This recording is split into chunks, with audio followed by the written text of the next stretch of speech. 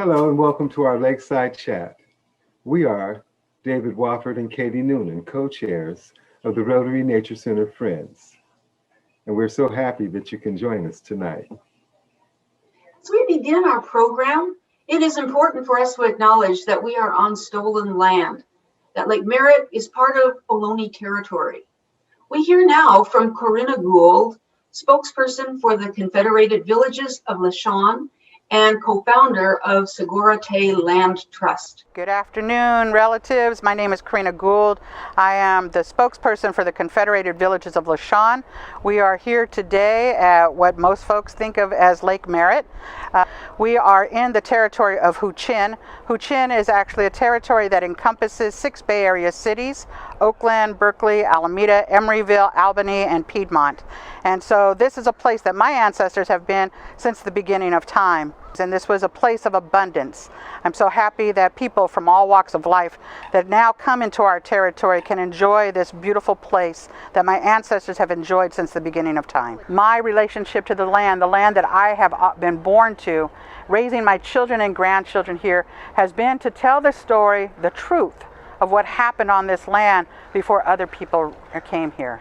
I'm hoping that as we begin to learn these lessons of fires in California, the pandemic that's happening, that human beings come back to living in reciprocity with the earth. Thank you, Corinna. That was a wonderful, beautiful message, and more true now than ever as we go through challenges ahead in our environment and in our community. So thank you, everybody, for coming to the 25th Lakeside Chat. We're going to begin after welcoming all of you and hoping that you're enjoying the holidays and the beautiful weather that we've had and the rain that has come to us in the last few days at Lake Merritt. We're going to share a few highlights of our program, and then we will grab our hiking gear and our virtual binoculars and head out with Hilary. So I'm going to share a screen just briefly to share some of our highlights of the past month and year. Okay, so if I were to look back at this year, 2022, Rotary Nature Center Friends has grown quite a bit from our initial ventures into stewardship and community science. And I'd just like to share some of the wonderful things that have happened. We've been doing stewardship activities, cleanup, and just tidying up the shoreline area around Lake Merritt. And we have hosted local high school students to come out and do science projects and monitor the lake water quality and its biological community. On the right of this, the 3 pictures I want to share right now, we'll see 2 adults who have come to join our project. This is a event we had looking at the dock life at Lake Merritt, and we had so many people come and check out the lake to see if the organisms that had been killed off during the great fish kill were coming back, and if the ecology was returning. And so we did some belly biology, and it was a great deal of fun, and people continued to do it after the event that we hosted, which was great. As a group, we have contributed some important data to the ongoing study of Lake Merritt. We have been, of course, taking water testing every week and documenting the dissolved oxygen and salinity of the lake as we proceed into the drought and as the lake recovers. And we also have been looking at the plankton. So these children in the middle, or this student in the middle, is looking under a microscope at plankton that was obtained by her and her classmates, and she's able to look at the kinds of living things that are in the water. You may remember that it was in fact plankton of a particular kind, a species called Heterosigma akashiwo that caused the huge fish kill. So this has been really wonderful, and we're hoping to expand in the next coming year, both in our stewardship and in our science and monitoring activities. And we would like to share with you at this time our great the great honor and pride that we have in having received an anonymous donation of $10,000 to continue our work, which really is going to make possible so much more stability and ongoing interaction and connection with the community. And so we are very grateful for everyone who contributes both their time, their interest, and sometimes their funds to our ongoing project. So we're going to meet right now a group that has been working at Lake Merritt, and they're going to share a little bit of what they've done. This is a group of students from UC Berkeley in a course called Sonic Geography of Oakland.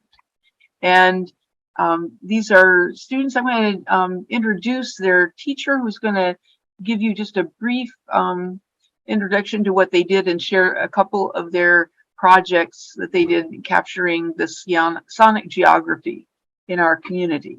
I am going to stop sharing and introduce Professor Joel Yannick from UC Berkeley Department of Geology. He's just going to, he'll explain to us what his students were doing and share some of their products. Great, thanks, Katie. Yes, I'm a lecturer at UC Berkeley in the Department of Geography, and I recently came to the department after teaching stints at SF State, and then I was actually at the University of Iowa for a couple of years. And I came to UC Berkeley to design some curriculum in sonic geography and also visual geography. I centered our class Sonic Geography around Lake Merritt this fall.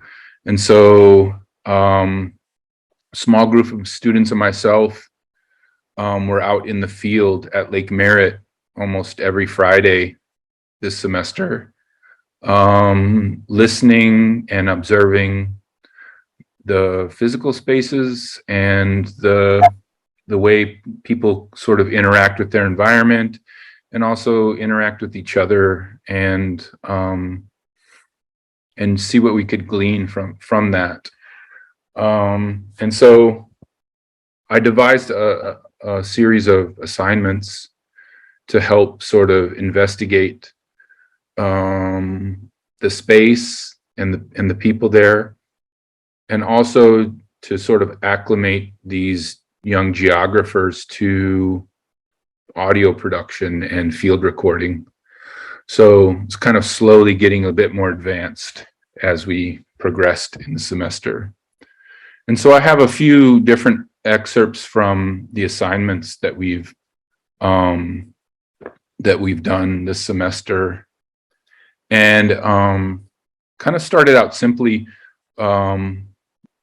Before we ever recorded any sounds, we just listened and observed and just kind of tuned our ears into the many layers of sounds that sort of are happening all at once, and in any one particular place, and learned, like how many different, each little nook at Lake Merritt, for all of you that are very familiar with it, that each little nook at Lake Merritt has just different activity than the next nook that could be very adjacent to it. So it's really fascinating how much variation there is there.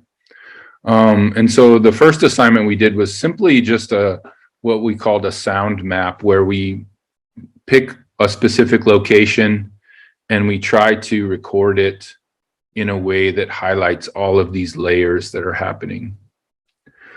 And then the next assignment was building off of that and recording in many different locations and then sort of editing them together in what we called a sound walk. So the idea of the finished piece is to create an experience, like a journey through a particular path. And so that's the first example I'd like to play for you here is an example of a student's sound walk. And this first example, we were using our cell phones as recorders, so it's a little bit less fidelity than the subsequent ones. So, but I think you can glean what I'm talking about here. So here's the sound file. I'm picking a spot in the middle of it here, and I'm going to play about a minute or so for you. And I think what could be interesting to listen for is listen for how maybe the layers of the sounds happening at once, but also maybe the transitions between environments. Like perhaps you can hear where this person is sort of splicing together or layering together one environment into the next.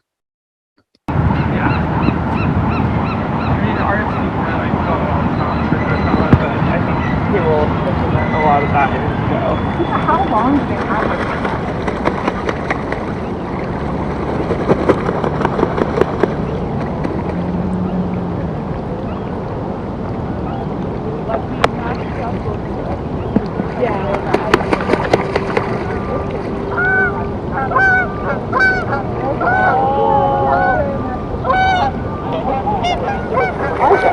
Do I wear Jeff Booth?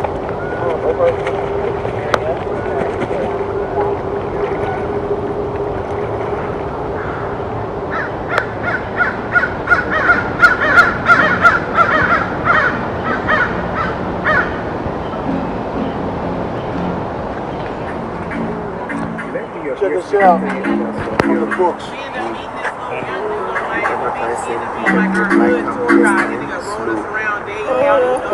Right.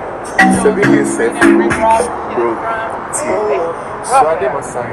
Every like how we be having sit on top of this.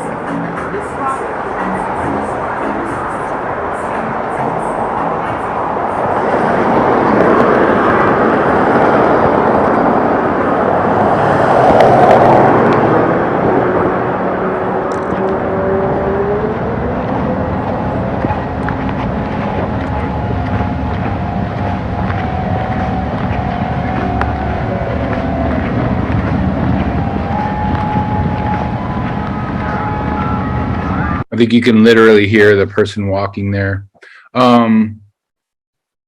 Hopefully you could get a sense of like the abrupt, I mean, Lake Merritt's so fascinating. You can be like feeling like you're immersed in nature one moment, and then somebody walks by, you know, with a loud radio or something, and it's like this vast juxtaposition.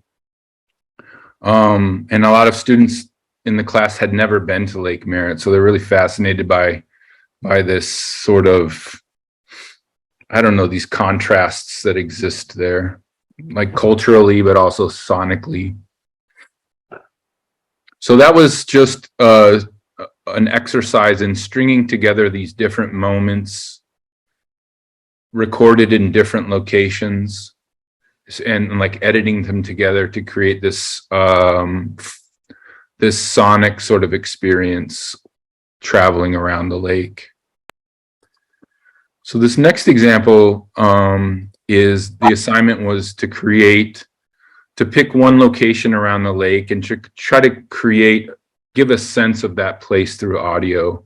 How can you represent a certain place through sound?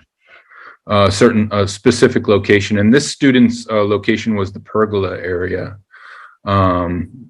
And we were there most Fridays, so it wasn't like the bustling weekend drum circles and dancing, but still you'll sense some variation activity here.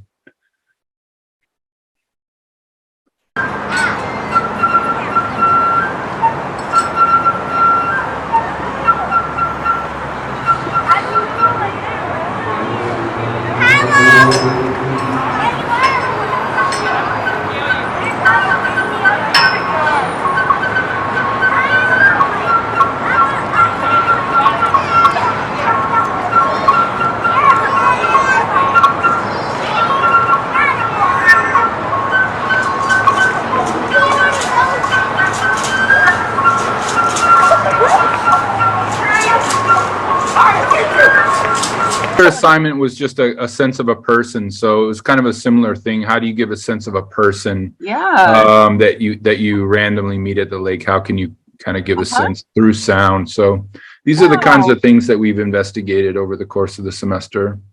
That's very impressive. I really enjoyed the sections, and it brings us right to the lake, and somehow the commonalities between humans and birds a bit, and how they commingle there.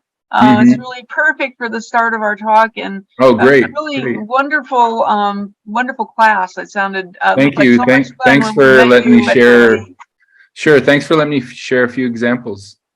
So we are all going to pick up our virtual binoculars, and she'll tell us how to use them, and our shoes and our warm layers of clothes, and head out to Lake Merritt and see the birds in winter with Hilary. We're really so pleased to have Hilary. Hilary has been the Golden Gate Audubon Society's leader for the fourth Wednesday bird walk at Lake Merritt since 2005, right? Yes, However, that's when she the has walk also started. been a birder. I'm sorry about the dog here. She's also been a birder in Lake Merritt and in Oakland for a longer time than that. If I can think of anyone who really knows the birds of Lake Merritt, has seen them over the years, and has a sense of how they're doing and what's there and how they behave, it's Hilary. And we're so thrilled to have you tonight, Hilary. I'm going to turn this over to you rather than my dog barking in the background. I'm going to turn it over to you, and thank you so much for coming. And are you ready to get us started? Let's go. Yes. I haven't been birding actually much longer than 2005. I figure I started somewhere in late 2001. I had been at the lake much longer and visiting the lake, and my memories of it from the time before I was a birder, it sometimes blur together. But it is something you can pick up later in life and really enjoy. So let's move into the program. So welcome everybody. This is I don't know how many of fourth Wednesday Golden Gate Audubon Birdwalk. We've been doing this since 2005. And as always, the day before Thanksgiving is one of the best birding days ever at the lake. And we are honored with birds. Yeah, that would be so cool. What's that?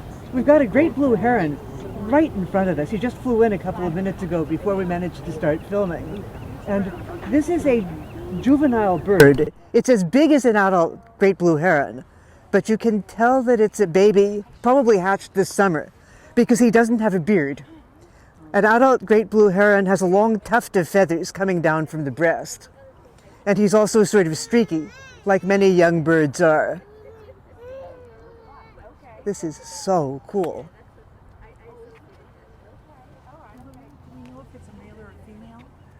Great blue, no, with the heronry you can't tell. Yeah. The herons know, but the rest of us don't. Oh, what's that guy flying? Is that the great blue heron flying over there? Yeah. I don't know if that's the same white pelican earlier, but there is one in flight back there. Hopefully Hank is getting more visitors. Yeah. The deal with the white pelicans here at the lake, if you only see one, the chances are is that it's Hank, which is a rescue bird brought down from Oregon, because it cannot fly, but the lake is a really good place for a white pelican to live. It can be almost normal because it's got the lake where it can fish. It's got people around who are not going to do any harm to it. So Hank's been here now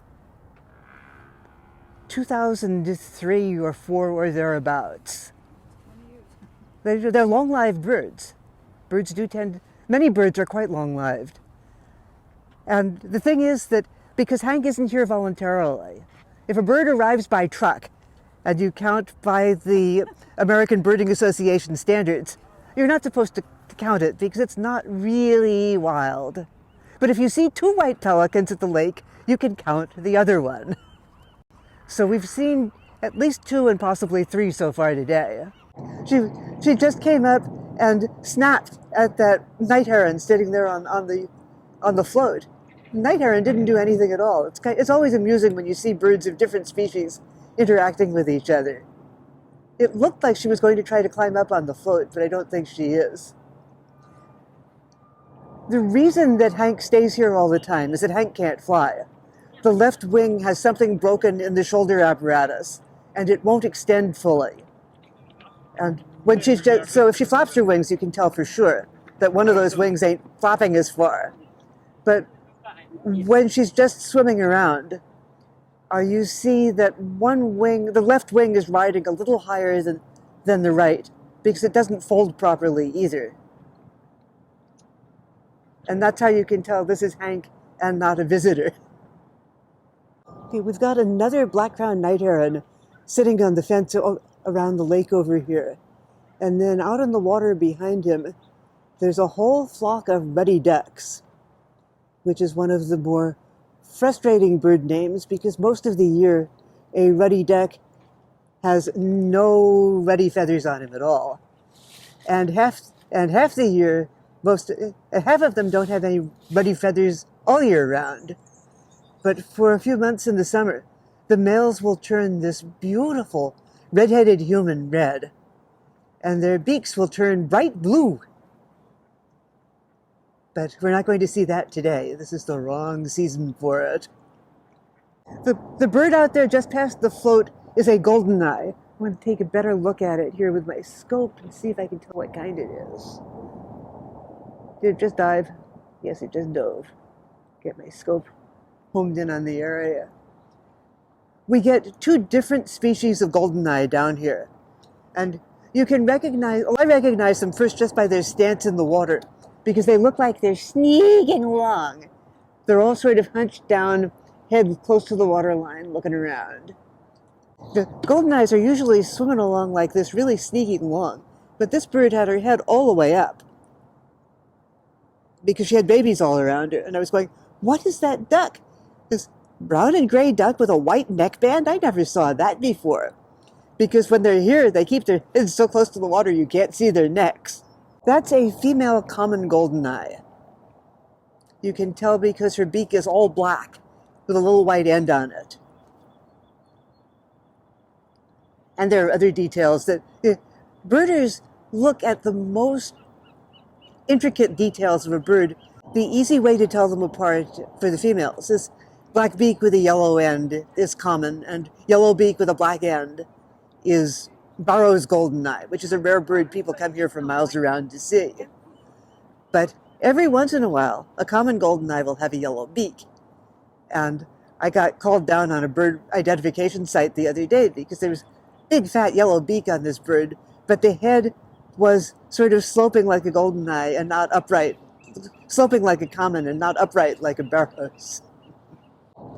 And the more you look at birds, the more you notice things like that. The shapes are there when anybody looks at them, but you just don't see what you don't see. This puddle here is something that the park department maintains. There's another one back there that's already drained. They drain them every week or so and broom them and brush them out with push brooms and fill them up again, because this is the best source of fresh water that these birds have. The lake is salt water. It's got a gradient. There's full bay water coming in up at the 12th Street end. They've got this fresh water. They've got some ponds in the gardens, and there's one pond on one of the islands that is kept full of fresh water. But this is what they've got. Over here, you can see the black duck out there, just walking through the sun. Yes. That's a domestic mallard. I think that breed is called Cayuga. But the black one here. The black one there. So your basic mallard is the green-headed bird with the gray suit, with the great gray bodysuit, and his brown wife with him. And that's the standard historical mallard coloring. And the smaller a bird is, the closer to being a wild mallard it is. Almost all the domestic ducks in the world have mallard stock in the background. And virtually all your domestic ducks are mallards at heart. And they don't mind. They all still love each other a lot whenever they get the chance. That is a Muscovy duck, also a domestic duck. Yeah. Bigger and clumsier than the wild version. But basically the only duck that you'll see here that's a domestic duck that isn't a mallard, no matter what they look like. What is that? That is a domestic Chinese swan goose. And you can tell that that's a domestic bird without seeing anything but the triangle from the legs back to the tail. You see how deep it is, how high the tail is compared to where the base of the legs is. Yeah. That's fat. That's 3,000 years of genetic engineering. Wow. Geese are easier to spot than ducks when they've got domestic blood in them, because a wild goose is almost straight from the back of the legs to the point of the tail. And if it goes up like that, you know that that's a lot of domestic breeding in there. And this one is, I think, a fully domestic. I don't see any sign that any of his grandparents or great-grandparents found a wild swan goose. Swan goose. The other ones are mallard. Cool. The other geese are Canada geese. So does this one stay resident? Yeah, they're basically the way we get domestic geese, and they discovered that having domestic waterfowl means domestic waterfowl have you and your lawn and your driveway and your neighbor's ears. And if you get tired of having domestic waterfowl, our grandparents would have just done the sensible thing and eaten them. But nowadays, we're too nice for that, most of us. And especially if you've got kids, you say, well, I tell you what, we can't really put up with Mr. Duck anymore, so we'll take Mr. Duck to the park and put him where he will be safe and happy, which is a big lie.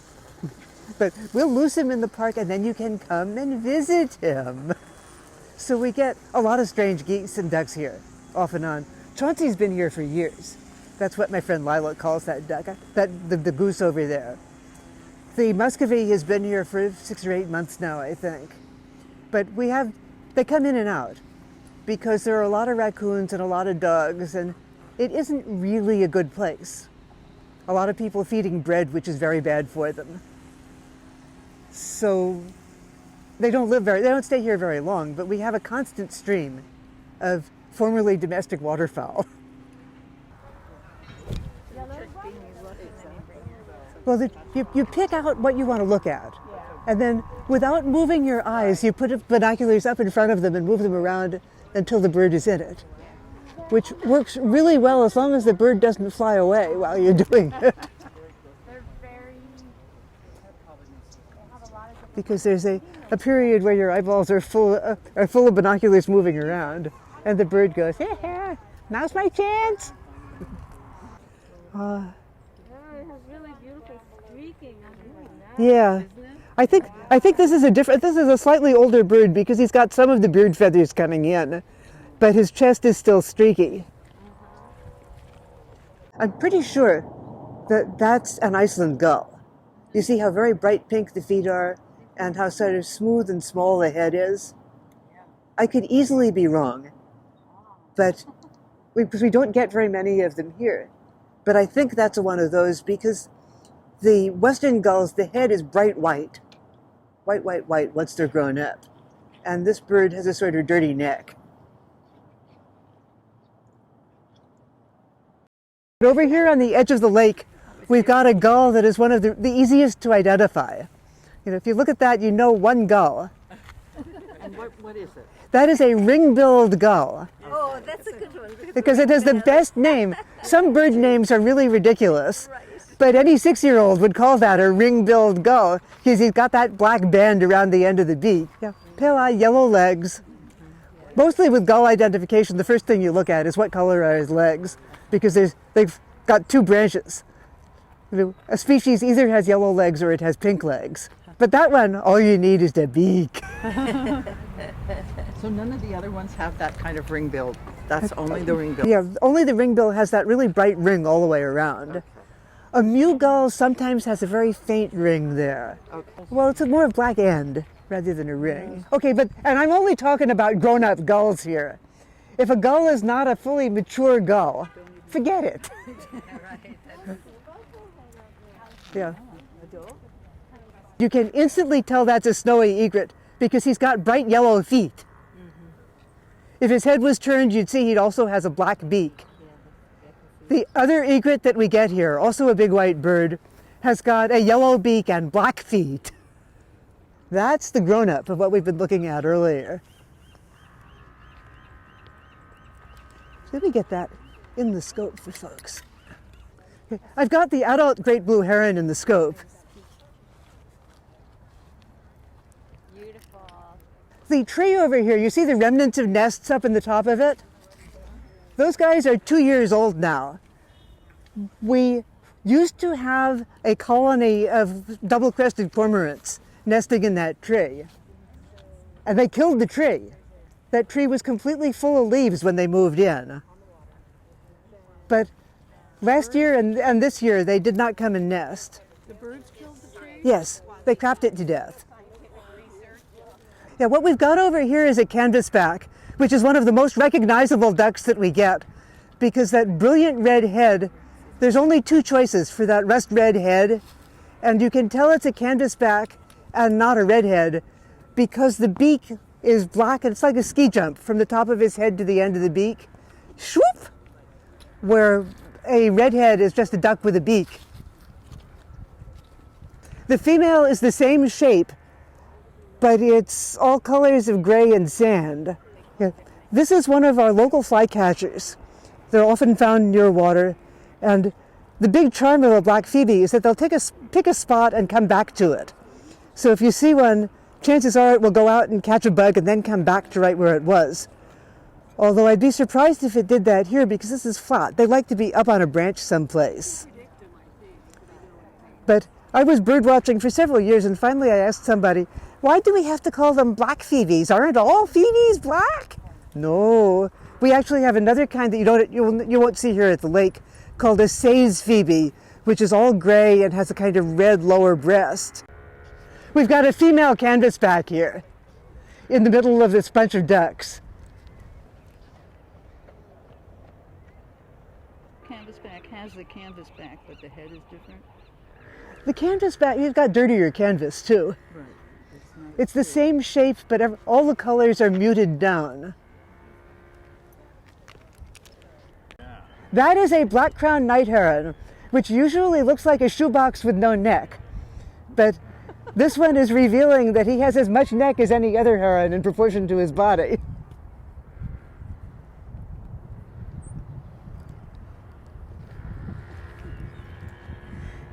They just normally keep their necks in their shirt pockets. But that's the same bird that you've been photographing, except that now instead of being essentially square, he's long and snaky. And I just found out there's one other bird called a yellow-crowned night heron, which is just moving north. Oh. I heard one reported from San Jose. I just saw a photograph of one that was taken in Sausalito. Oh, wow. So it's not impossible that we'll start seeing yellow-crowned night herons here. Huh. And I've not seen them yet, but I'm looking forward to it. They're really elegant birds.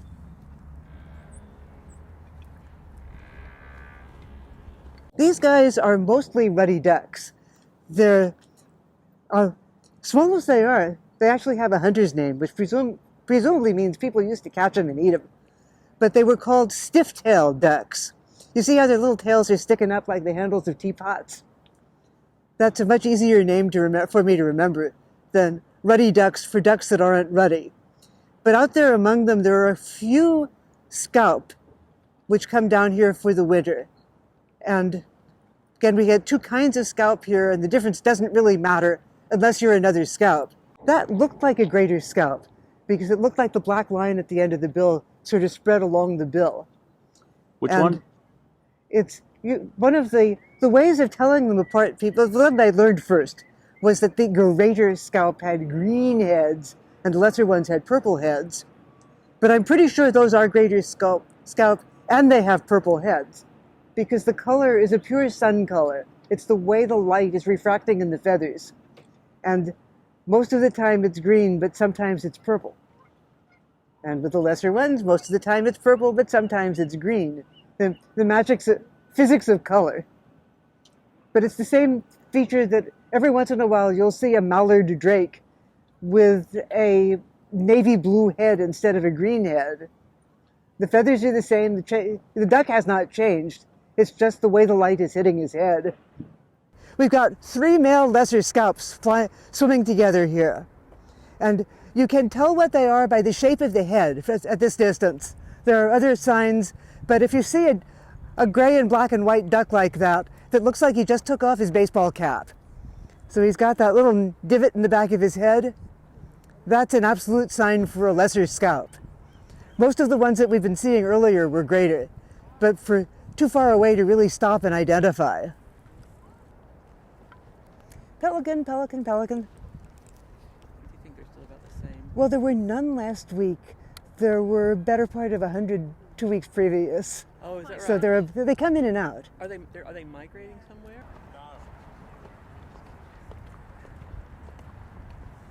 Yeah. Those are greater white-fronted geese, which we relatively rarely see around here. They're wild geese, and they're here on their ownio. I think that this may be the pair that I saw as juveniles here a couple of months ago, because they're just beginning to get white around the top of the beak. The white front on a white-fronted goose is just a little border of white above the yellow beak, which these guys really don't have. Yeah, I've seen this pair here for a few months now.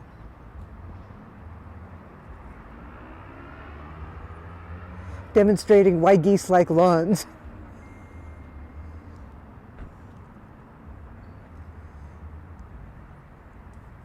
But you can tell they're wild because their rear ends are built the same way as the ones on those Canada geese ahead of them. Anyway, I wanted to come all the way down here. We don't always walk down to the far end of the lake like this. But we've got a great array of double-crested cormorants of various ages out there. If you look at them, let's see, most of them are young. The blacker they are, the older they are. These are mostly juvenile double-crested cormorants, pretending they were born here this summer, which they weren't. Okay. But I think there's one full adult, the one that's all black. How do you know you said something about this is the brighter they are, the older they are? The blacker they are. The blacker they are. Okay, that's what I missed. Thank you. Because when they first fledge, they're sort of bronze-brown with a white to cream-colored breast. Okay. Much more decorative than the adults. The full adults are all blackety black, black, black. Okay. Oh, ear grebe right in front of us here. Oh, yeah. Thank you. You just dove, right? Right. So, and heaven knows, and they don't go straight down and come back up again. He'll probably come up over here someplace. Oh, and the adult pelican is up on the floats now. Yep, got him. And you can tell that this bird is a full adult because his whole head and neck are white. The juvenile pelicans, of which there are a couple down here too, as there were a minute ago. They're the one in the water. If it's all as brown as a mouse, it's a hatchier bird, a bird that hatched this year. And what are we seeing with the white? And the one on the float with the white head is an adult, a brown adult. Yeah. And so it's another mildly amusing name because if the pelican if it's an adult brown pelican, it's not brown. The back is that interesting shades of gray, and then the head is white. The babies are all brown. What we've got here is a proper-sized flock of ruddy ducks. Almost everybody out there is a ruddy duck. I see 1, 2, 3, 4, 5, 6, half a dozen, maybe a dozen scaup. But there ought to be more scaup in that flock than there are ruddy ducks. This is a big change in pattern for the lake, and I don't like it. There should be more scaup than ruddy ducks. And basically everybody and his cousin out there is a ruddy duck, except for maybe a dozen or so scaup.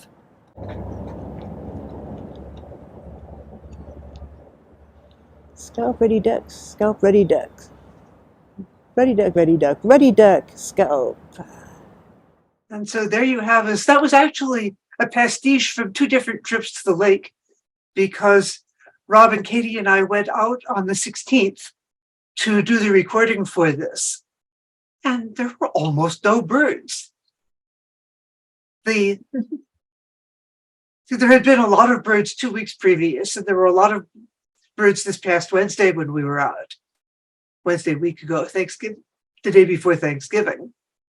But we wound up saying, there just isn't a program here, which is why Rob came back. And thank you, Rob. Thank you so much, Hilary. I'm wondering, Hilary, can you take some questions? Surely.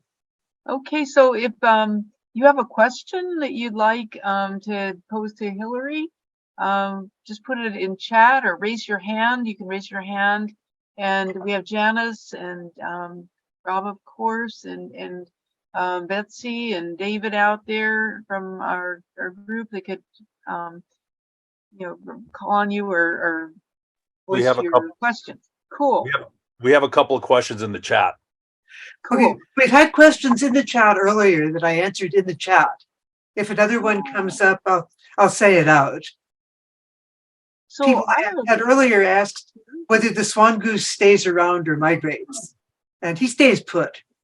I'm not even sure he can fly, although I don't see any reason why he couldn't, other than he's got so much weight on behind that it may be impossible.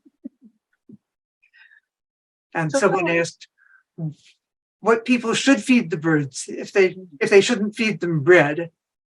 And ideally they should feed nothing, but feeding the ducks is a rite of childhood.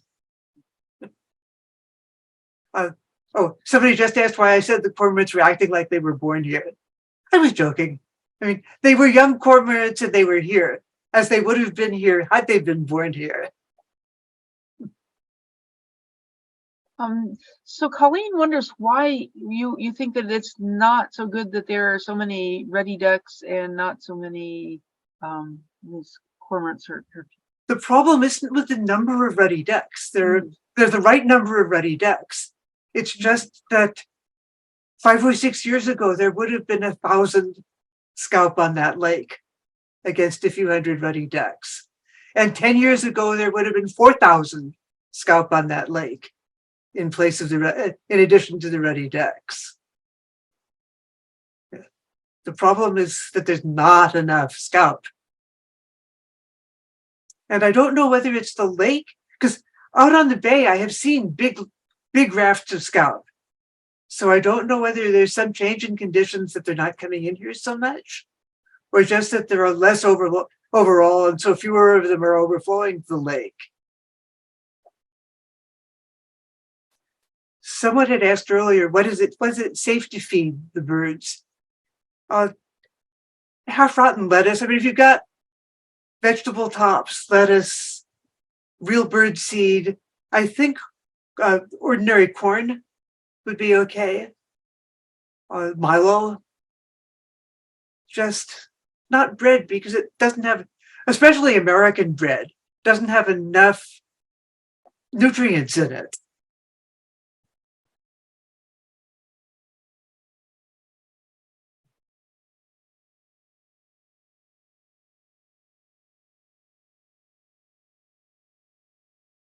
Problem with watching this video over and over again. I saw several bloopers. The first time we were talking about the golden eye, I said it had a white end of the bill. And I go, no, it doesn't have a white end of the bill. The end of the bill is yellow if it's any color at all. But the moving finger writes. We have a question from Helen. And Helen, you can unmute and ask your question. It's basically more of a comment, and that is feeding birds. We've had people feed birds rice, dry rice, and that's it's almost indigestible for a bird, and it gives them really bad gas. and constipation. So don't even go that route. And bread is like junk food. So it fills them up and doesn't allow for nutrients. So Hilary, who's your favorite bird on Lake Merritt? I don't do favorites, Helen. You know that. I love them all. My favorite bird is the one I'm looking at right now. Okay, I'll buy that. Somebody asked on the chat how the fish die-off affected the birds. And I carefully didn't go down there when the fish die-off was at its peak. I figured I didn't need to remember that smell directly. And there were birds there within the next week. So it doesn't seem to have been drastic in its effect.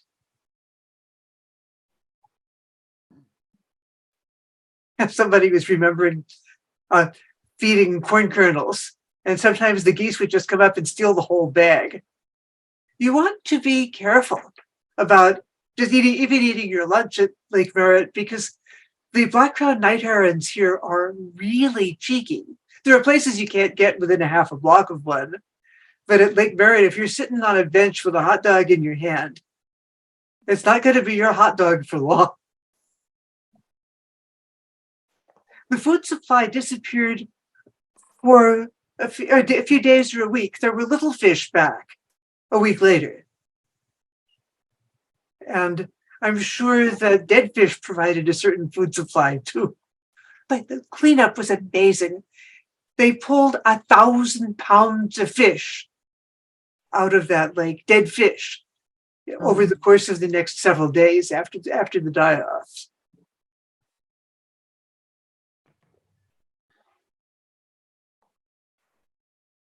So Hilary, do you think that were fish-eating birds kind of slow to reappear, or did you notice any drop in fish-eating birds after the late August fish kill?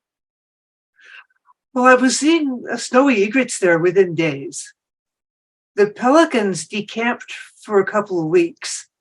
Right before the fish kill, there had been, I don't want to estimate the numbers, but there were, the island where Hank likes to hang out was shoulder to shoulder and beak to tail, brown pelicans at one end and white pelicans at the other.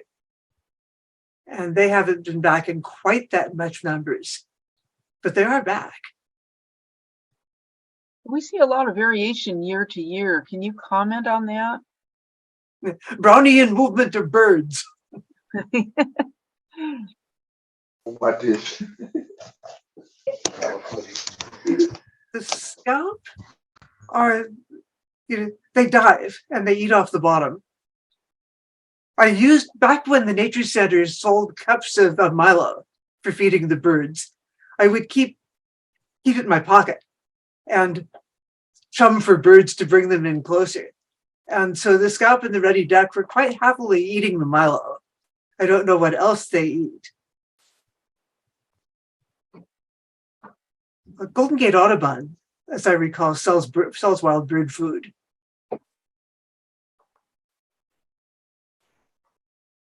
Me, I could make a pocket of Milo last half a season. How many of these birds are banded? Very few. We occasionally see a bird with a band, but not very often. Oh. These are, partly it's not easy to see, especially, duck swims past, was it banded? He had his feet in the water, I couldn't tell. We saw a pelican, I believe it was, once with a band on it, and it had come all the way from Baja.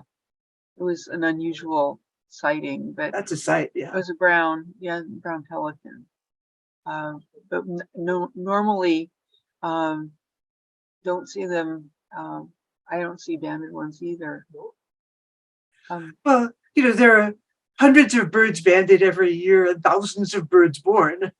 Mm-hmm. Your chances of encountering one of the ones that had a band, So you mentioned the scalp. Is there any other species that's kind of missing this year, or increasingly missing relative to others? I mean, Well, we haven't seen any Barrow's goldeneye at all. There are there were never very many goldeneye, either common or Barrow's, but I think they're down. The canvasbacks are just coming in. You know, we're only beginning to see them. That one canvasback in the picture where he had the drake and the duck side by side, I've never seen a female canvasback that bright or brown. Usually they're all shades of sand.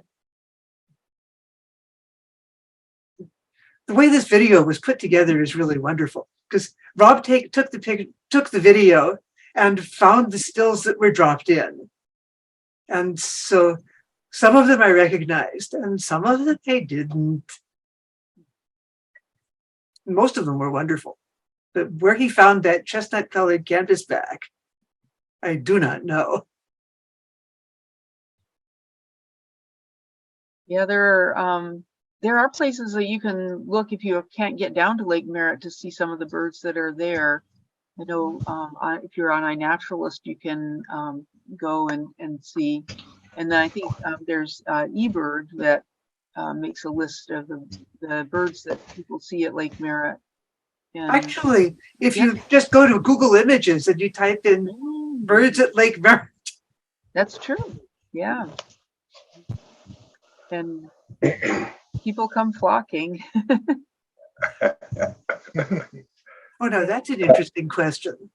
Somebody was asking whether it's only the male common goldeneye that whistle when it flies, and why does it whistle? I didn't know it whistled. It whistled. Or somebody messaged that directly to me, but it's an interesting question. Is it only the male common goldeneye that whistles when it flies, and why does it whistle?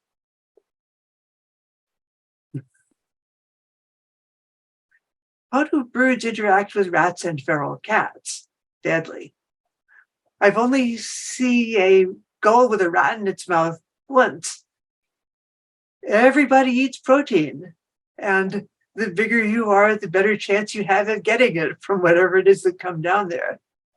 The feral cats are a problem. The raccoons are a bigger problem because the cats don't swim out to the islands. So I want to thank you all for coming. Especially Hilary and especially Rob for capturing the wonderful walk. To Joel and his sonic geography class. Many of the photos that we show come from iNaturalist collections, observers. We have our young people who come out, the Achieve volunteers, and others that come, and the community of Oakland that became involved in so many of our projects this year. I'm thinking in particular of the return of the Chinook salmon that occurred again this year for the third year, and was big in the news last year and was even a subject of KQED's forum. We had people from all over Oakland walking the lake, and when they would find a salmon, they would let me know. And it's contributing to a real collection of knowledge about the lake and its biology and how it's how the people and nature are coexisting and changing here. So thank you so much for coming. We will be sending out a recording of the program and Hilary's walk in about a week. And so we'll send that to everybody who signed up for a ticket. It's also possible to view the show on KTOP, Oakland's TV station. And our Lakeside chats are shown on Sundays from 6 to 7 p.m. And you can go to the City of Oakland to find out details about how to tune in. The first 2 Sundays of the month are devoted to archives, our golden oldies. And then in the last 2, there are the Lakeside chat of the current month. So you can catch it a number of different ways. Also, we have a playlist that that we'll share when we send out the recording, so you can browse the additional Lakeside chats that we've had throughout the past 2 years. So coming up, we have some exciting new events coming up. In January, we're going to hear from nudibranch specialist and journalist Robin Agarwal, who is fascinated by nudibranchs, works with the California Academy of Sciences, and spent a lot of time at Lake Merritt this last month. She's going to talk about the nudibranch boomtown at Lake Merritt. Nifty. Sign up for it now. It's going to be great. She has been out, and she's been just very gracious about talking to passersby and to the young people who come. They get to interview a scientist and talk about how she developed her interest and what opportunities are. So another great asset that Oakland has and Lake Merritt has to foster these interactions. And then we have our upcoming MLK, Martin Luther King Day, Adopt a Spot Work Day on January 10th. We'll be operating at 2 of our Adopt a Spot places, but we'll meet up at the totem pole outside the Nature Center and then engage in trash removal, landscape tending, and possibly planting in the marsh on that day. We want to also call people's attention to the here's the Eventbrite. So the Eventbrite is now up for the nudibranch boomtown. It's quite a story. And that after the fish kill, and everything seemed to have died off, and people were wringing their hands and moaning, suddenly there were nudibranchs. It was amazing. We also hope that everybody will make some time to attend the winter open house at the Nature Center. That's going to happen on December 10th. There'll be an opportunity to, for the first time in really years, to be able to go into the Nature Center and appreciate this place, which is right on the shores of Lake Merritt, and to envision what that special place should and might be. But So will we be able to go into the bathrooms? To the bathrooms, that is a very good question, and I don't know. I'm not in position to tell you. I'm here if I can speak to that. Cool. What's the story? What's the scoop? Hi, everyone. I'm Sonomia Bird. I'm the director of the Rotary Nature Center. Oh, great. Hi. No, this is a fantastic video. Thank you for hosting this. I had a lot of fun. Yes, you will be able to use the restrooms. I'm making sure they will be available. You don't have to trot all the way down to the Lake Merritt Boating Center. That is so cool.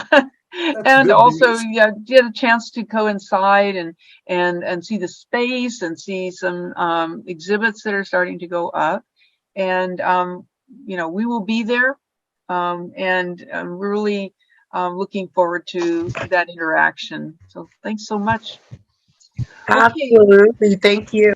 I'd like to make a plea for support for Rotary Nature Center Friends. We have been a nonprofit now for 1.5 years, and we are growing our program. We reach out to adults, people who are able to come to the lake to do activities and stewardship, but also people who are limited to staying at home or can't make it to the lake.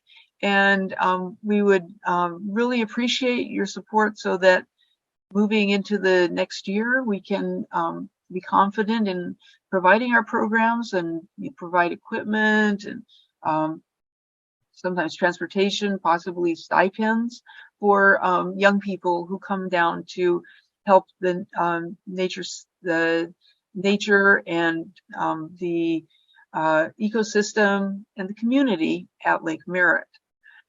So we have a donation button on our website, and we have a special thank you gift for people who donate $100 or more. We appreciate every donation and every donation of time that we have.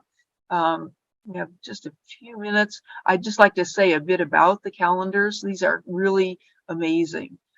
These were created by Kirsten Furman, a local photographer, a naturalist, an artist, and she's captured, she put in beautiful artwork, beautiful photography of the birds, and also graphics that show you where you're likely to see a particular species and what time of year it's likely to be there.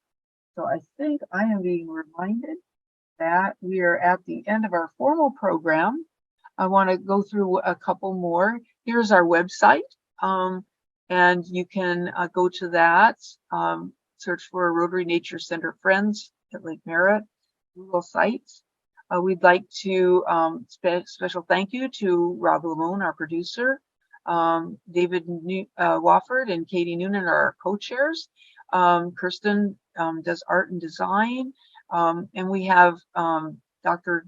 Janice, Lord Walker, and Betsy Schultz, Patty Donald, and many other people who join us. We want to thank all of our donors in the past year. This is not up to date, and we're going to improve in our next chat meeting. We have our partners. I have partners. We have a number of partners that help make it possible for us to continue our work. And our mission is to advocate for the Nature Center as an interpretive center and center for bringing people and nature together, developing stewardship in urban Oakland. So at this point, I think I will stop sharing my screen and thank everybody here. And we're going to be closing out our formal program and opening up right away because Hilary's going to be able to stay with us for a while longer. So please raise your hands, and this is a discussion. Please raise your hand. You can unmute and ask a question. David, are you going to ask your question? Your hand was up for quite a while. Thank you, Janice. No, I don't think I will. I'm sorry. It kind of fit that moment. Oh, okay. Yeah, I'll try to do better to come in more on time. But no, you were on time, but you just had your thumb up, your regular thumb, and not the fancy one. Well, it was more of a, I guess, a comment, and now we're in this portion of the meeting now. It was at a time when the discussion, there was talk there of the seeing birds and seeing numbers of birds. Well, what came up for me was just the experience of after having watched this, having had this opportunity, what my experience will be now from when I'm at Lake Merritt, and the level of awareness that I felt like coming to me via this Hilary's talk and the wonderful video presentation. So it had been mentioned, and there were a couple of notes in the chat referencing it. And I wanted to just share my appreciation of it. And to contrast that with my experience of, I've been working with the Rotary Nature Center Friends and with Katie and with Hilary a bit and others for a couple of years now. So with that in my pocket, I come to this talk and I benefit from it, as I just shared. But I watched the talk and I went through the talk here with Norman and Michael, who's left the room, who don't come to the talk with that same background of having had, and yet they were having the same experience that I was having. Hi, Michael. As we watched it, and we experienced it together, and they shared with me, and I was, it was palpable when you see the ring bill Well, ring bill, whatever it is, you're going to know what that is because that's a ring around that bill. And I just wanted to acknowledge that. Oh my God, that's funny. Thank you. Did you want to say something, Norman?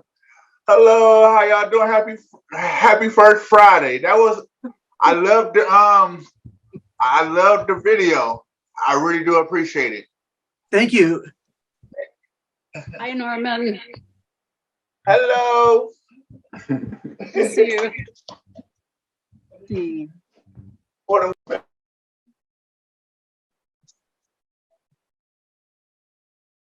So, we have some other questions? Oh, we had one. Please, the name of the bird reference books she uses a lot. I really like David Sibley's books. This is going to look weird because I've got my video switched back and forth so it looks normal to me. But this is the Big Sibley, which is too much book to sneak around with at the lake. There are Sibley West and Sibley East, books that are much easier to carry. Yes, I think the author's name began with S. Yes, David Sibley. That's a him. The S is over here at this end. One of the things that, in line with what David was saying about seeing more at the lake from seeing this, the more you look at birds, the more you sort of open your mind to seeing them, the more birds you see. But if you see somebody walking by on the street and he's all sort of bluish gray and he's got two stripes on the wings and his head is going back and forth and his neck is pink, you don't stop and identify him. You don't count the wing bars. You just see a pigeon. You know it's a pigeon. If he's brown, you still know he's a pigeon because the image of pigeon is really ingrained in your brain. And the more you go watching birds, the more things move out of it has two wing bars thing, and the more it moves into just seeing it. And you can feel your brain expanding. It's wonderful.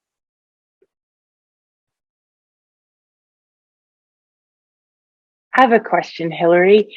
Do you have a spark bird?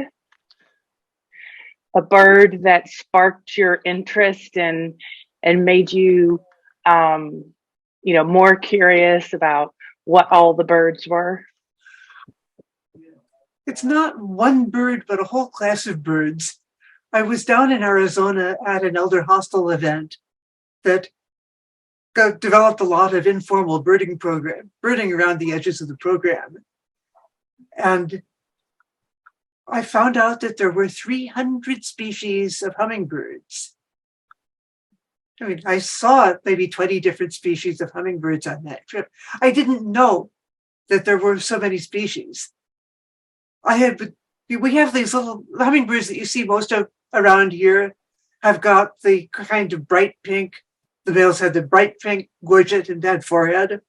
I thought they were ruby-throated hummingbirds because that was really the only name of a hummingbird I knew about, and that was the color of ruby. Because we don't have ruby-throated hummingbirds here at all. They're strictly an East Coast species. But the whole idea that it isn't one kind of bird that you see everywhere, but 300 kinds of these amazing flying jewels that you might see. And that's only they're only in the Americas. True. It's amazing. There are other things, like bee eaters and whatnot in the Eastern Hemisphere. But there are no ends to the birds you might see. And I've had a ton of the Anna's hummingbirds at my feeders this year, like more than any other year. Have you noticed that? Well, I live in an apartment with no access to putting out a bird feeder. So I've certainly seen many of them when I'm down at the lake or out and about. We were at Arrowhead Marsh this morning, and there was a California fusion, with the long red flowers. and there was a California fuchsia right beside the path. And there was a male Anna's hummingbird working that fuchsia and clashing with it amazingly because the pink of that gorgeous and the particular red are not colors that would go normally together. And I like all shades of red together, as you might have noticed. But just standing there and watching that bird eating and eating and eating every flower, I couldn't figure out whether he knew which flowers he'd been to. But he was there for like 5 minutes. It was wonderful.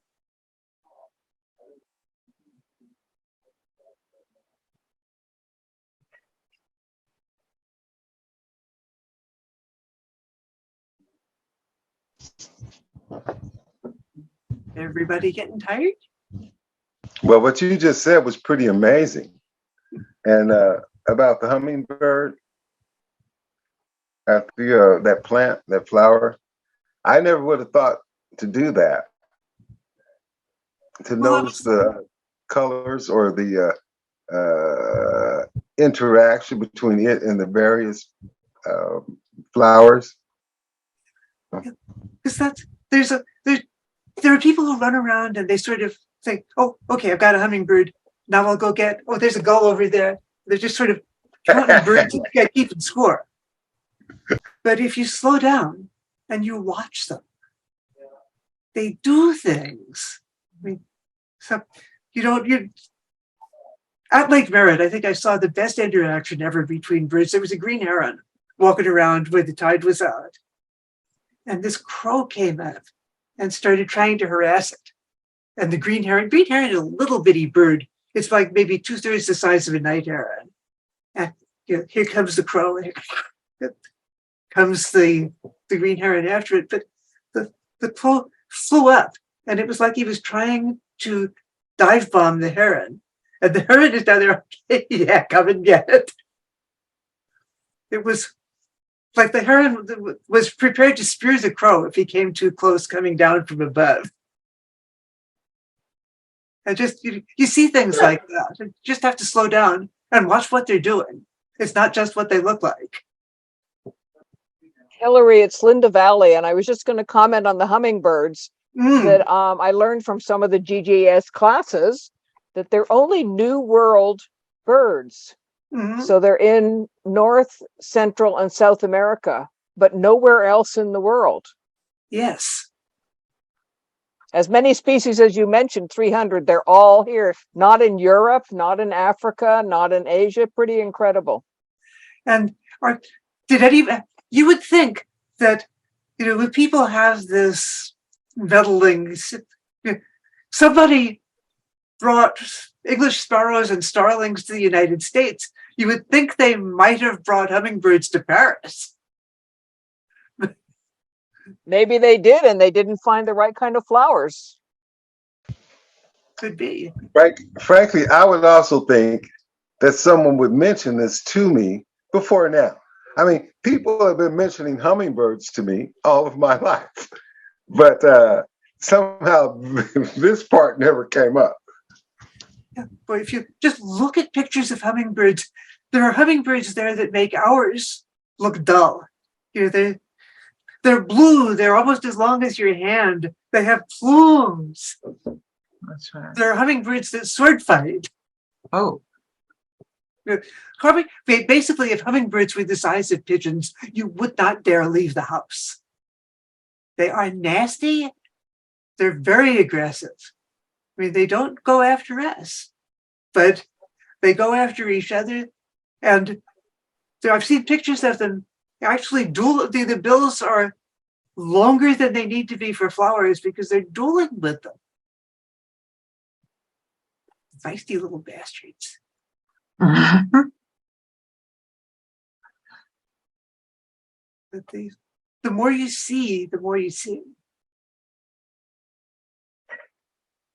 Hilary, I was going to say, we have a beautiful blue hummingbird. We think it's our hummingbird, but that's besides the point. And he's in our backyard all the time. And my husband put up a feeder and actually makes the solution so that he can have the bird. And it's really, really nice because when they're feeding, you can actually see a lot more than when you're just trying to catch them doing something, and then we have flowers in the back, which are purple and red and whatever. So, we get to see the birds come and actually stay a while, so that's really nice. Wonderful. A blue hummingbird. Mm-hmm. I don't know about blue, but I think it's like you were mentioning about the feathers and the colors of the scop. It's actually not pigment. It's more the reflection of the light. And I think with our hummingbirds, probably the ones you have are probably Anna's hummingbirds. And the males are the ones that have the bright pink, reddish, purplish, sometimes gorget, depending on how the light reflects. And the females are a little duller. So if you want to look up Anna's hummingbirds, that's most likely what you have. Right, Hilary? That's the hummingbird that's most commonly here. Yeah. You could have some kind of lone migrant that's come up. The females, I think they're all equally bright in the green department, the back and the wings and the tails. Are this wonderful iridescent, and it's a sun color. So depending on the way the light refracts in your garden, you could be seeing it as blue. And unlike most female hummingbirds, Anna's females actually have a little pink, usually a dot or a little square calling card in the middle of the breast, where other female hummingbirds are just completely beige and green. Okay. I'll check for next time, Hilary. Yeah, let me know, boy, if you can get a picture of one that really looks blue. Listen, I have pictures, but I don't know how to do this all quick for you. So that's why I'll think about it for next time. Yeah. And I'll really know exactly what I have back there. Well, somebody found a picture of two hummingbirds fighting, which is in the chat, so everybody can go find it for themselves after.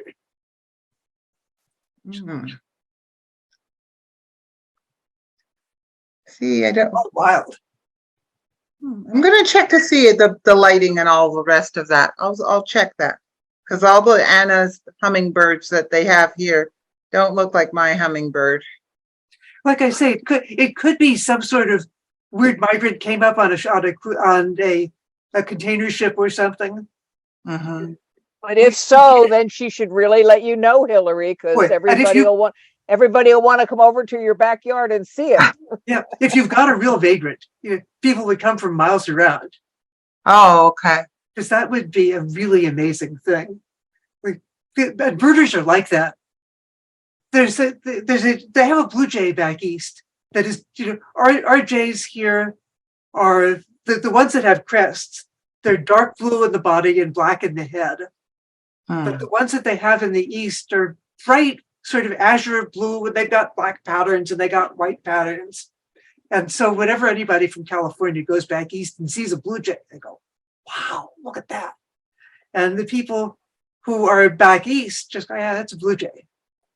But a few years ago, one showed up in Fresno, an eastern blue jay. And there were birders from up and down California trucking down to Fresno to see this wonder. I'll check with Katie and Betsy before I start really truly identifying my little hummingbird. If you could get a photograph of it. Yeah. I'll share it with those two, and then they'll let me know if I have. Share it with me. Hilary, you were mentioning it about really watching what the birds do instead of just trying to identify them. And John Muir's Laws, he was on the board of Golden Gate Audubon, and if you look at him up, he has wonderful classes. He specializes in journaling, but mostly it's so that you're just looking and you're observing. And he says, don't ask what it is. Ask, what is it doing? Why do you think it's doing that? When is it doing it? When is it not? Just start asking questions, and if he looks a certain way, well, why might it look that way? So yeah, he's wonderful, a wonderful resource if you're also interested in finding out how to look at birds. So Hillary, this has reminded me of something. I have seen that sometimes hummingbirds will take on and chase away other birds. Like Adrian was bringing up the observation he had on chasing a raptor, and I guess they are pretty maneuverable, being so small and whatever, but they're also very fearless. Yeah, and of course, and I've also somebody posted a photograph a couple of years ago of a hawk sitting on a steeple in San Francisco. A big gnarly bird, and there's a hummingbird flying around. And what that hummingbird was doing was catching the bugs attracted to the mess that the hawk had made. They really are tremendously fierce.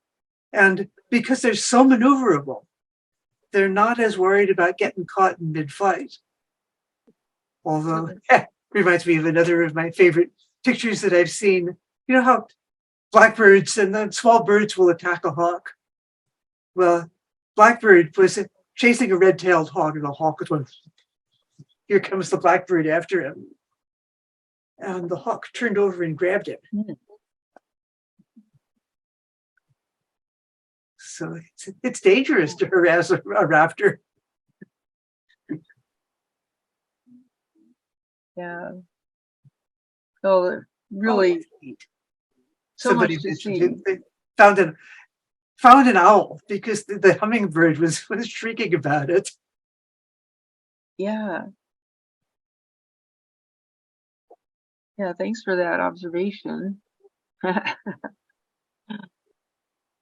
So, Lake Merritt is just like one of those places where you can come and see birds relatively up close without binoculars. We were with some students last week, I think it was, and we had a few binoculars, but there was a brown pelican that did a plunge dive just a short distance off the sea, the wall of the lake, and they got to see it right up close. It was pretty impressive.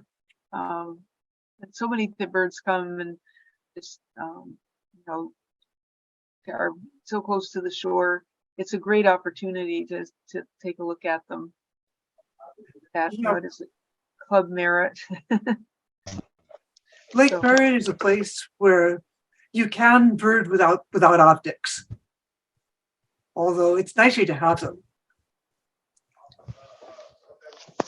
Totally. David, are you raising your hand? You're just waving at us. Oh, that. Oh my goodness, he's got his thumb up. That what happens? You think? I'm sorry.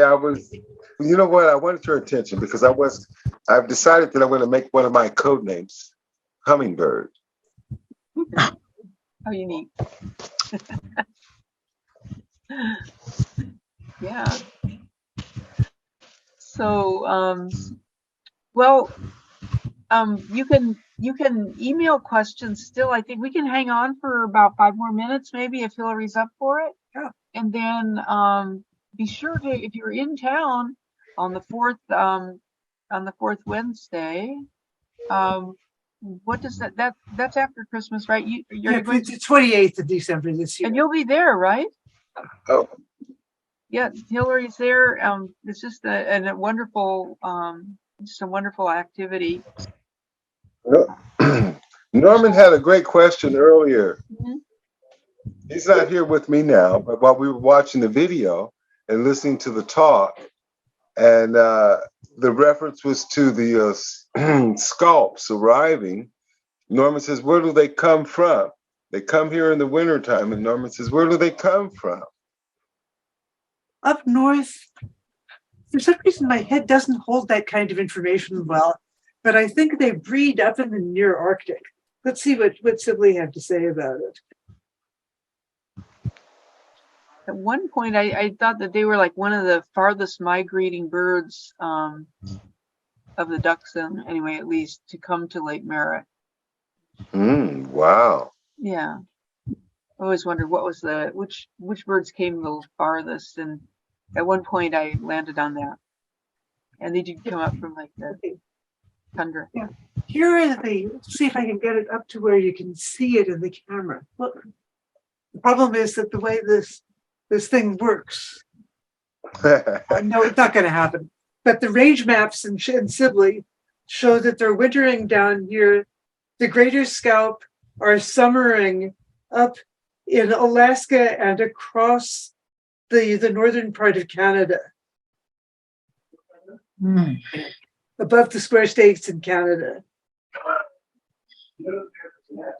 Basically, Alaska to the Yukon, that kind of far northern part of North America. And then they come down and winter along the coastlines. Well, the greater scaup you see along the coastline, the lesser scaup shows wintering across from Canada through the deep south and up to New York. Really long distance travel. That's amazing.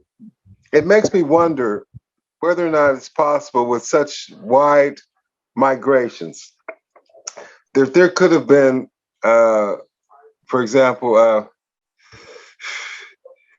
human interaction with a given species of bird in one area, like way up north in Canada, that would not be happening in this area.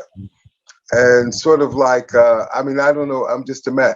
And so I guess I ask because, you know, when I think about the, I guess the geography of a river and something like a salmon run and how things that happen upstream impact things downstream. But I never ever hear about issues along those lines. And I just, but it seems like such a wide range and so many possibilities. How I can't imagine everybody would have just been automatically living harmoniously. Well, for one thing, I can think of that you're not going to find anybody collecting scaups eggs and eating them down here because they don't lay eggs down here. But up in Alaska, if you don't, you don't have chicken farms yet. Eggs are something that everybody wants to eat.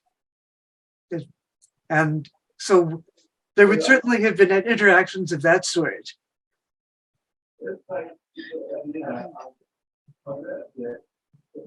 People ate a much wider variety of birds, even a few hundred years ago than we do now. I have heard, at least maintained, birds, you don't see them at Lake Merritt, but there are shorebirds called godwits. They're biggish birds about the size of chickens, very long beaks that are black on one end and pink by the face, and then they turn black. And I've heard it maintained that the name godwit is a compression of good to eat.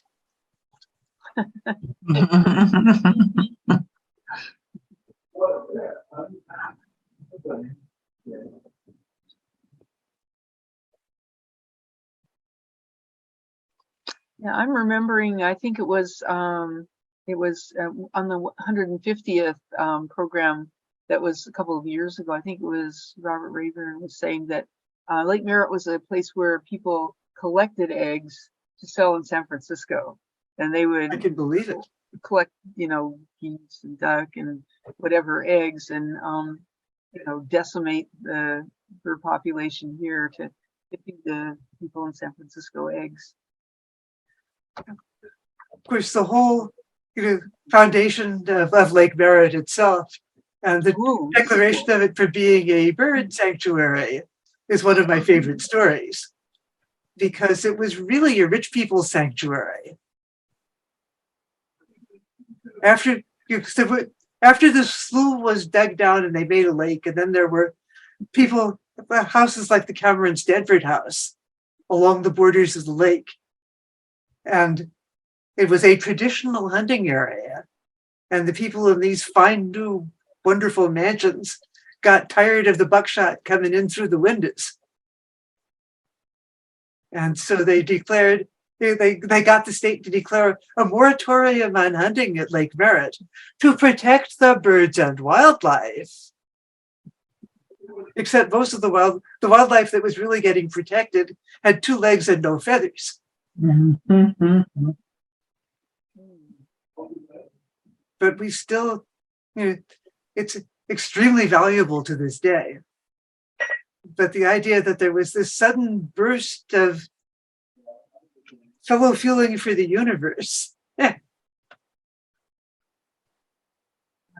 Interesting article about that Adrian has posted during the gold rush, people collecting eggs everywhere. Thanks, Adrian. Do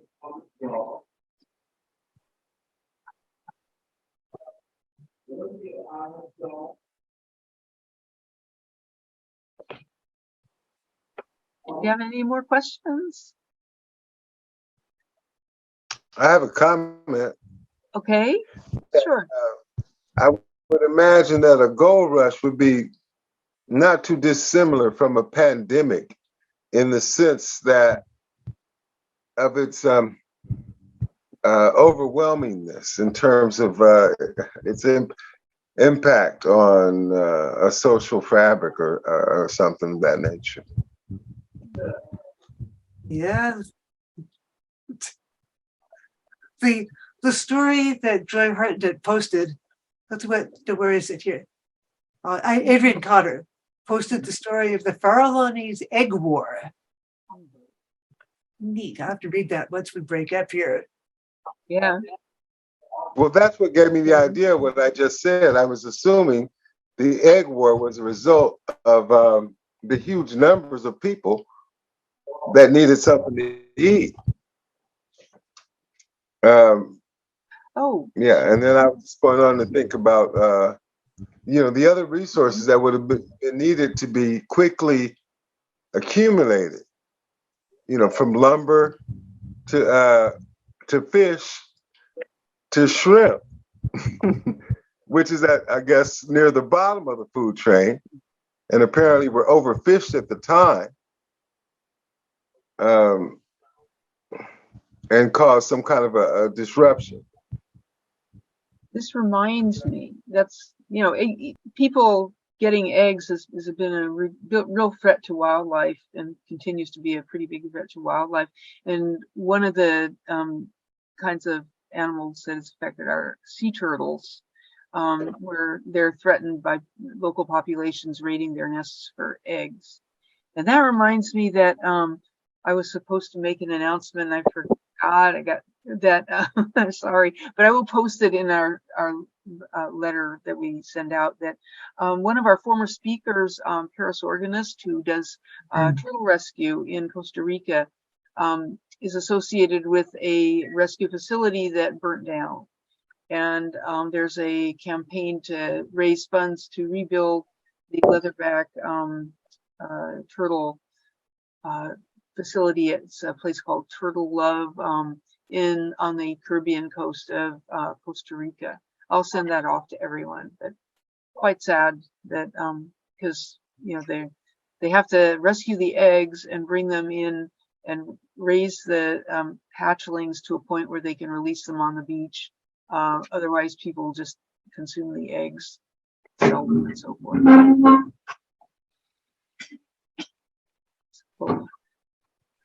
Well, this has been really a wonderful night, and please come to Hilary's talk if you're in town, her walk and talk, and you'll hear more and get to interact more with her. And if you have any additional questions, you can send them to me at KT Noon, and I'll forward them to Hilary if you have more things you'd like to share. Otherwise, come on. Excuse, Katie, can I interrupt just for a minute? Of course, yeah. The Golden Gate Audubon would really like it if everybody would sign up on their website for that fourth Wednesday walk. They've got a bee in their hats about waivers. Oh, yeah. Basically, I've told them that I can't stop people from walking up, but on behalf of the organization, they would like it for you to sign up, and they won't. I've arranged it that walk doesn't fill up, so that as long as you start trying to sign up within 2 weeks of the walk, they have this peculiar thing where signups open up 2 weeks before the event. If you come in 3 weeks early and try to sign up, you get a message that implies that it's full. Ah, But it ain't, it just ain't open. okay. Well, good luck to them on that. I guess you could hand out waivers.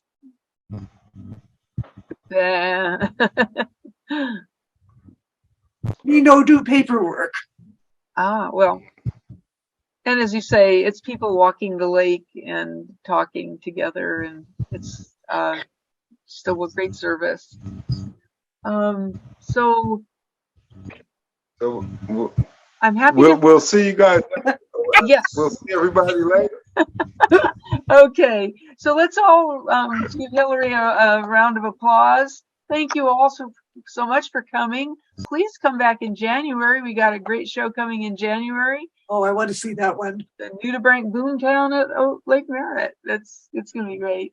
And we have more lined up for the coming months ahead. So really look forward to seeing everybody, and take care. Have wonderful holidays. And I think Katie, thank you for a great year, Katie. Thank you for a great year.